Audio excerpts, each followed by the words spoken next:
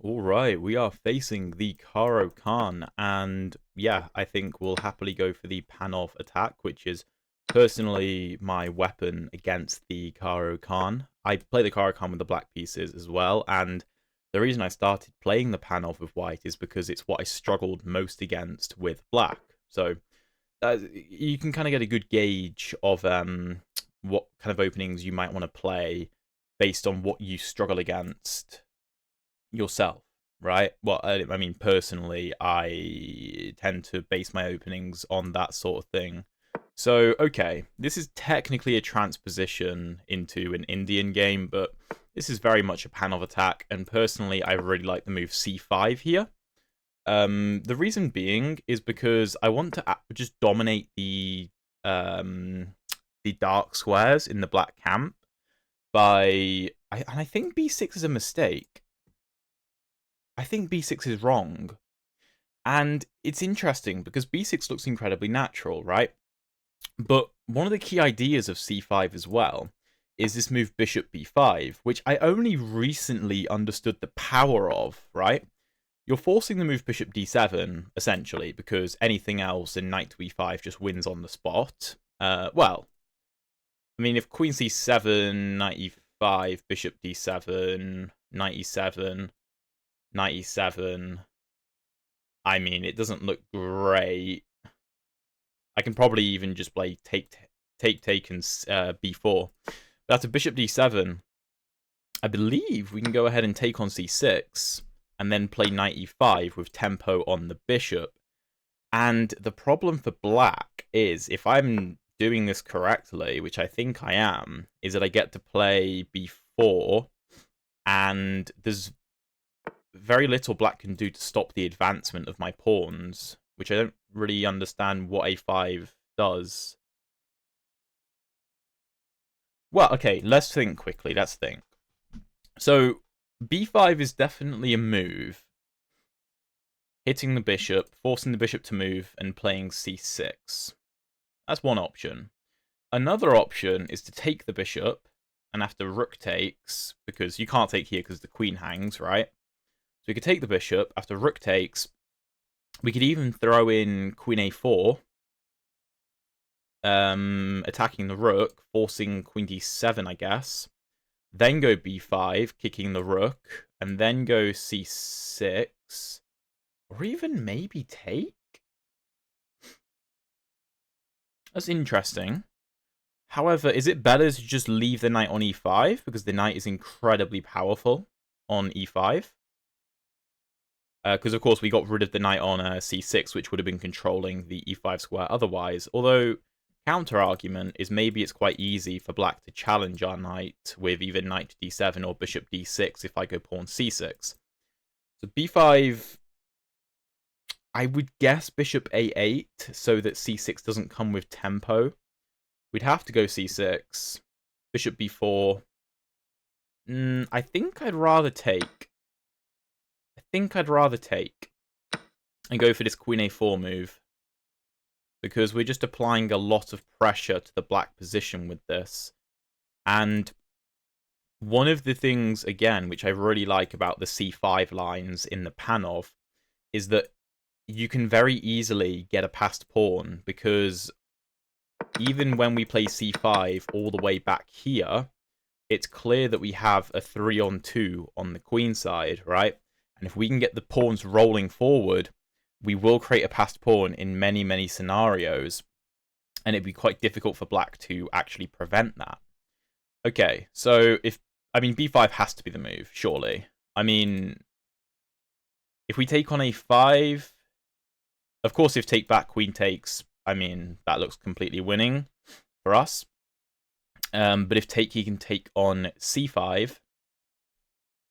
Rook b1, threatening rook b8. It's interesting, actually. If bishop... No, sorry. Bishop. Rook c8. Offering a queen trade. No, that's no good. That's no good. So probably just b5, c6, right? Bishop f4. Maybe... I mean, maybe there's an argument for taking on b6 and trying to take on a5, although there is bishop b4. We do have bishop d2. Maybe you can go for knight e4 ideas in some positions. We have a bit of time to try to figure this out. We don't need to rush this. I feel like we should be winning, but we need to try to be accurate. If we take on b6, he takes on b4. That's no good. If we take on a5, he takes on c5. Rook b1 isn't good enough. Queen a5. Nah, that's no good. Not impressed. Bishop a3 looks silly. Pawn a3. Pawn a3 is interesting, actually. That is interesting. If take, well, then this bishop can't develop properly. That would be the difference. And we still have a passed pawn. If a3 and he takes on b4 and we take back, we open up the a file. That's got to be good. If a3 does no b5, bc5 looks good. ab4 looks good. What about knight e4? Knight e4, de4. The black queen can't take on d4 because we take the rook with check. So, what, we just castle? Bishop e7. Maybe you can go rook c7 offering a queen trade. But we can always take on b6, probably. Or maybe go... Yeah, that's got to be good. Okay, so two options. A b5, c6, which the plus is that the pawns are very secure.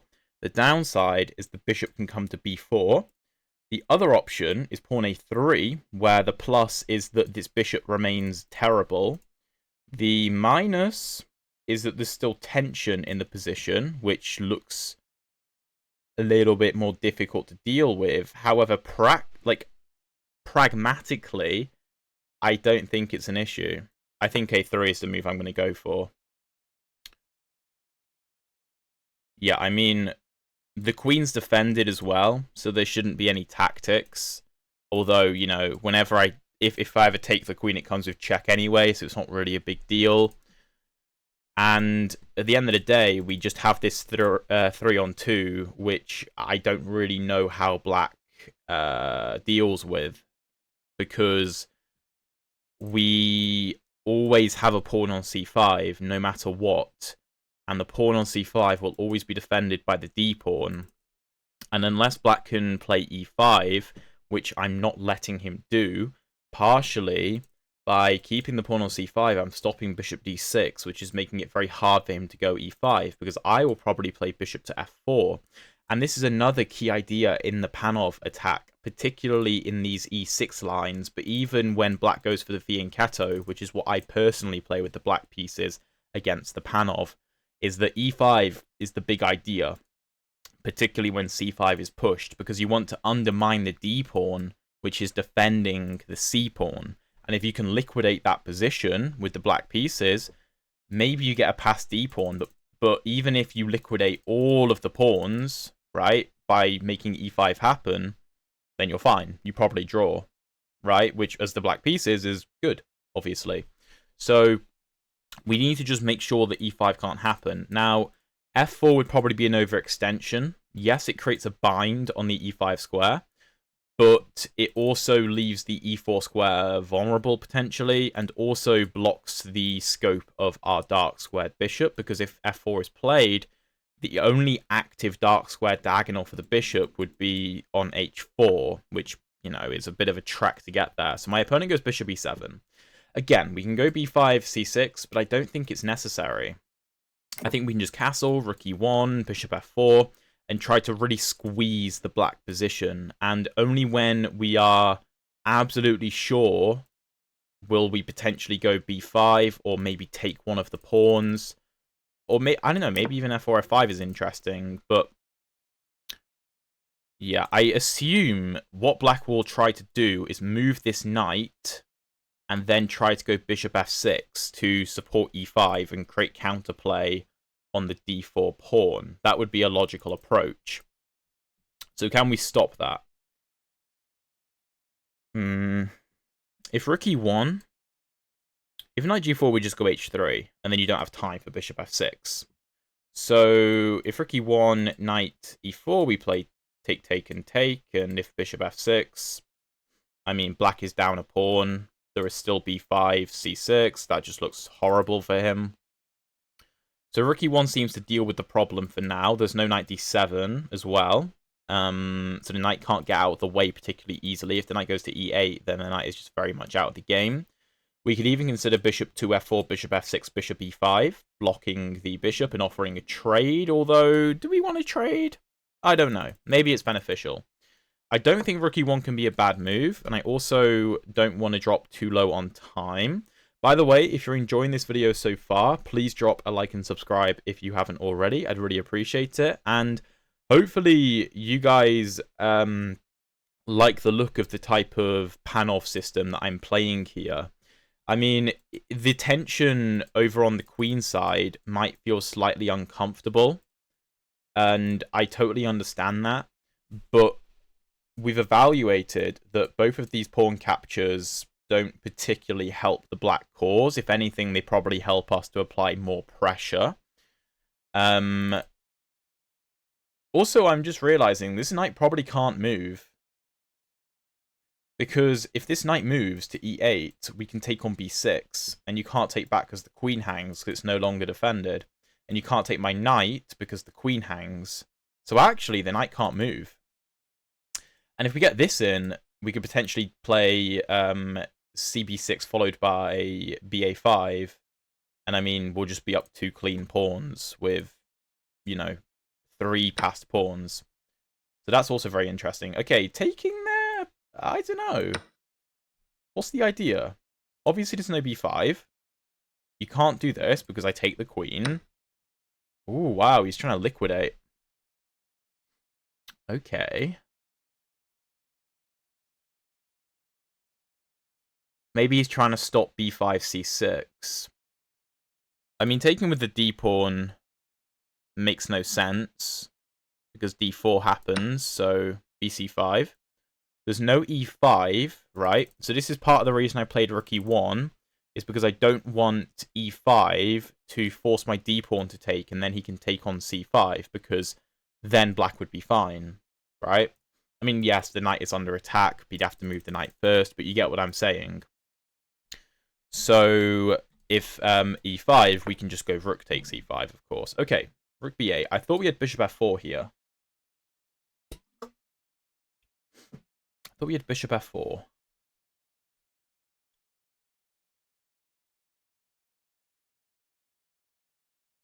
Rook b2? Maybe?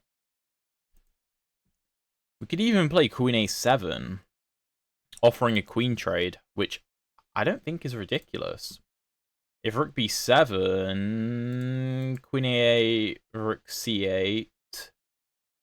Yeah, I suppose that works.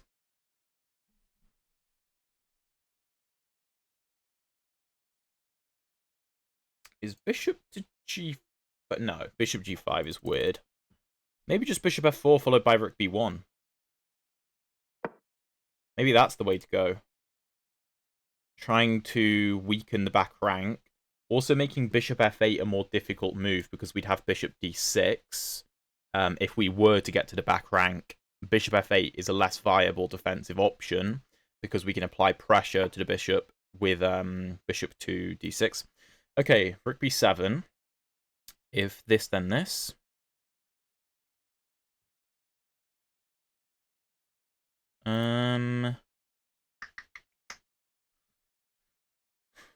What happens if rook e to b1? Well, the threat is clear. If you take, I'm threatening rook b8, because if rook c8, I take on d7 and black loses. If this and this, then I just do this and I win. I think that's the way to go. And this is why I was skeptical about black opening up. Wait, can you do this? No, of course not. Of course not. I was thinking maybe you can get away with that, but no. Doesn't that just blunder a rook?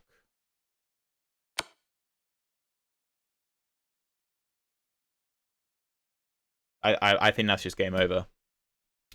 Yeah, I'm not sure how black was supposed to deal with that. I was expecting rook to b2 rather than rook b7 after bishop f4. Although, I don't know, maybe the rook was just very vulnerable. Maybe I could go knight a4, knight b6 with tempo. I mean, obviously my queen was on a4, but yeah, and then we just take the rook, and it's game over. And yeah, that's the power of the Panov attack, guys. I mean, we just squeezed the life out of the black position, and I think his early b6 was probably losing very early on. And it's a very common idea in the Panov to try to take advantage of this diagonal with the bishop coming to b5, which, like I said, is an idea I've only really properly realized in the past 2 or 3 months through analyzing my own games, where the engine would constantly be recommending bishop b5 in so many positions, and I just wouldn't understand it. But, you know, through the engine analysis, through actually digging into their lines, you start to realize, oh, wait, even if, like, there's many lines where something like bishop e7, bishop b5, castles, that taking on c6 is the best move. And this is actually incredibly powerful because this bishop struggles to really get into the game. Like, bishop a6 is a bad move. Like, rook e1, knight e5, the c6 pawn is compromised, and we have a clear breakthrough idea later on in the game.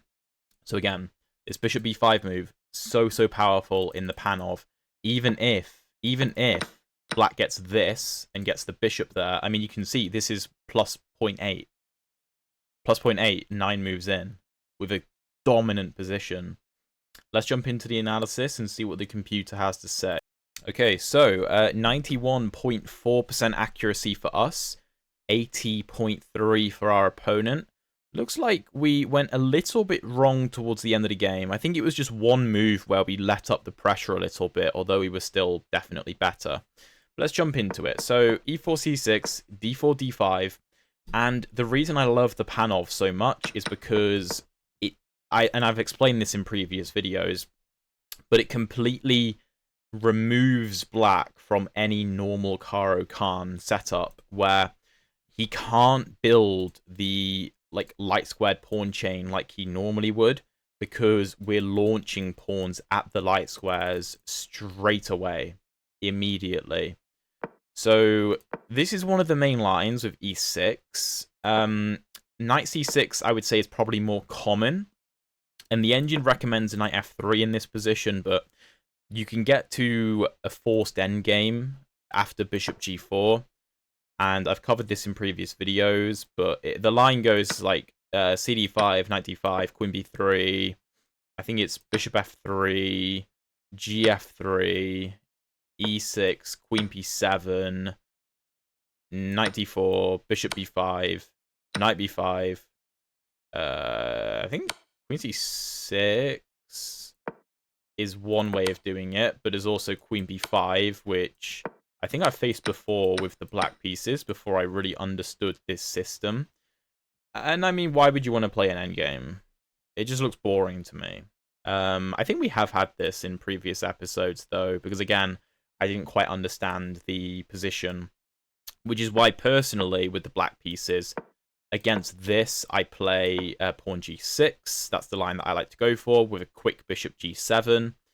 And against bishop g5, which is what I personally play with the white pieces. So if my opponent had played knight c6 rather than pawn e6, then I would have gone for bishop g5. And with the black pieces against this, I play bishop to e6, which looks like an odd move, but the bishop just holds the light squares together, and you prepare g6 and bishop g7. This bishop will eventually move, and then e5 is one of the key ideas. My opponent went e6, which blocks the bishop in, so we can play knight to f3, no problem. Knight c6, and pawn c5 is the move to fight for an advantage here. Now, I mean, what else do you play? What else do you play? I mean, the second best move is a3, stopping bishop b4. Because bishop b4 is kind of an annoying move to face. Now, black can go for bishop b4 in this position, which is actually an annoying line. I believe the engine wants take, and bishop d2, which personally I don't love. I have been toying with the idea of immediately playing c5, but I don't think it's as good without the knight ready to come to e5. I mean, if bishop e7, knight f3... If knight c6, you can transpose, but I believe black can get away with b6, because now bishop b5 doesn't pin the knight on c6, and this equalizes for black. So c5 is very much an idea when the knight is on c6, because if b6 is played, the knight is a target.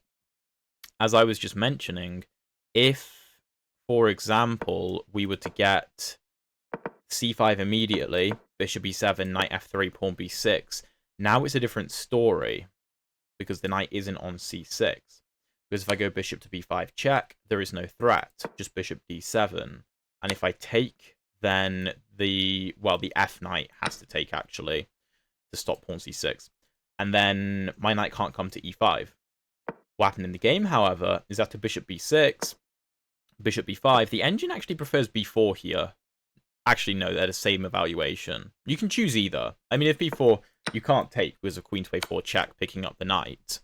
But I prefer bishop b5 because I think it's easy and it's more applicable to more positions. Bishop b5 is often a good move. And now, of course, if bishop d7, which is what happened in the game, it's different. We can take on c6 and put the knight on e5. Now, the engine also likes pawn b4 in this position. Knight e5 is a similar evaluation. It leads to basically the same position, though. It doesn't matter that much. My opponent goes rook c8, which the engine doesn't like that much. It prefers queen c8, which I would argue is far less natural. But okay, after something like b4, bc5, bc5, bishop e7... the engine suggests knight c6, but also castles is fine. And if, like, castles, bishop f4, rook b1, knight c6, the position kind of plays itself, in my opinion, because we just have this passed c-pawn that black has to constantly monitor, and it's very difficult for him to do so. So rook c8 is played by my opponent. I thought that was quite natural. We go b4, defending our pawn. Pawn a5 is a mistake. And knight c6 is inaccurate. The engine prefers b5, which I rejected on the basis of bishop a8, c6, and I think bishop b4 I was concerned about. Engine doesn't care. It wants queen f3, which is a move I never considered, because I thought the queen should have been on the queen side. And if castles... Wants bishop c3, but let's say rook e8. Knight goes to a4, putting pressure on b6.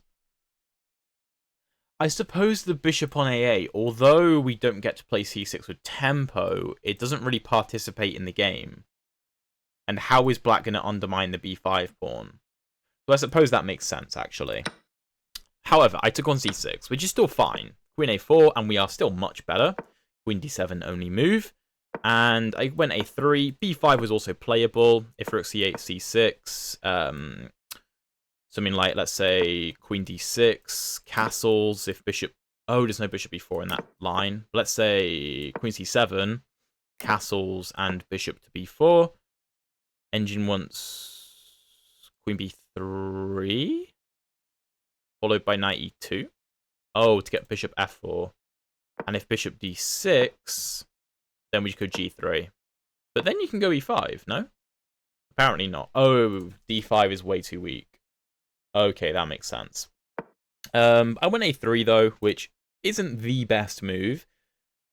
But it's still, you know, completely dominant. Because if black takes, then we just take and we open the a file. If black takes here, then we just take back. And this is weak, this is weak, this is weak. This is maybe even weak. The reason that I didn't go for BA5 is because I figured that BA5 was completely winning for us, which it is. But black can play BC5, and here black is equal. After rook b1, I was expecting rook to c8, which is good, but bishop d6 is even better, which I didn't consider. But rook c8 was still good. So I just keep the tension, bishop to e7. Funnily enough, the engine suggests bishop to d6, because if I take, then take, and that's probably bad for us. But I mean, the bishop isn't really that scary. If black goes for e5, I mean, there's b5, there's cd6, kind of all tumbling down. Even rook e1 might be viable, but not that good. Bishop e7, though. Castles, rook e1. Engine wants b5 all the time, essentially, and just going c6. But I kind of liked keeping the tension, because I figured if black opened the position up, which he did, then I should be better. Now, interestingly, the engine really prefers dc5. So bc5 is +1, dc5 is +1.3. Now, I was concerned about pawn d4, and I was like, well, why would I give him a passed pawn? Because I didn't think knight b5 was that strong. What is the idea?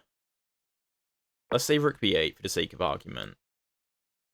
Oh, knight a7, c6? Is that the point? Knight a7, rook c7. Oh, there's bishop f4. Okay. Is the rook... Oh, the rook's trapped. Yeah, the rook is just trapped. Okay, I didn't see that at all. I played bc5, which the engine says is a mistake, but it is still +1. So, you know, it's alright. Here, knight to e4 is the best move, which I think I was considering black might play.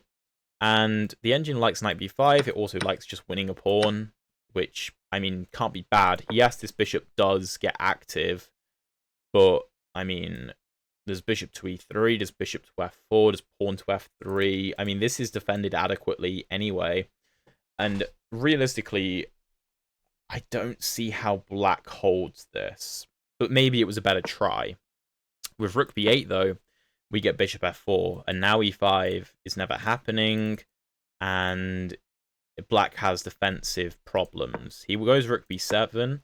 I was expecting rook b2. I mean, I don't really know what it does, but it is the second best move. Rook e8 is the best, but that's obviously very passive. I mean, actually, the engine really likes rook f8, which is quite funny. But okay, rook b7, natural enough. Rook e to b1, which is the best move. And here, black apparently has to take and then play rook back to c8. And trading queens is probably alright, but rook b7, bishop c5, if rook b7, bishop d4, knight b5, bishop's defending this. We should probably win this endgame. But my opponent went h6, which allows queen a8, followed by queen b7, and it's just game over. Like, we're up way too much material, we're up a whole rook, my opponent resigns. Even if he didn't blunder the rook, though, the problem is that this position is so hard to hold.